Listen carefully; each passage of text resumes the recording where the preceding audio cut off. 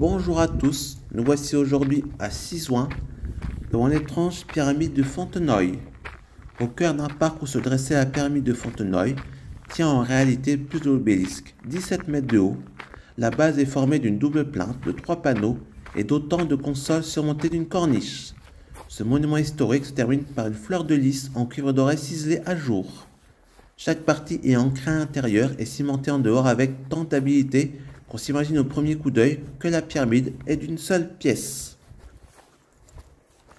Il s'agit d'un obélisque de pierre bleue d'Écossine, inauguré le 24 mai 1751.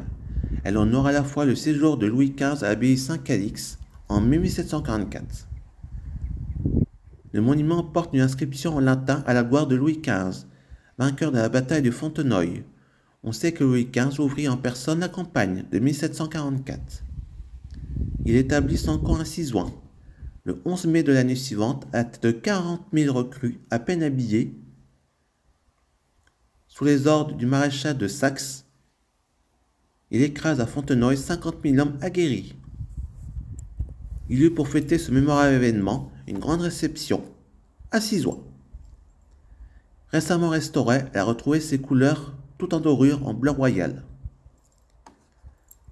À l'origine, elle se trouvait au centre d'une immense étoile au cœur même des jardins de l'abbaye.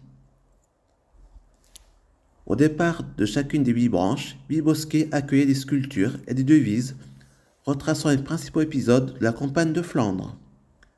La pyramide a été sculptée par Nicolas Desmoulins selon les plans dessinés par le père jésuite Charles Boisselin de Lille. Si le souvenir de la bataille de Fontenoy s'est peu à peu estompé, Voltaire, dans son précis du siècle de Louis XV, aurait pourtant contribué à faire vivre dans le langage commun. Il rapporte en effet que selon les salutations d'usage qui précédaient l'engagement, Lord Hardy, à la tête des troupes anglaises, aurait invité les Français à ouvrir le feu. Le comte d'Anterroche, côté français, aurait rétorqué « Non, monsieur, nous ne tirons jamais les premiers ».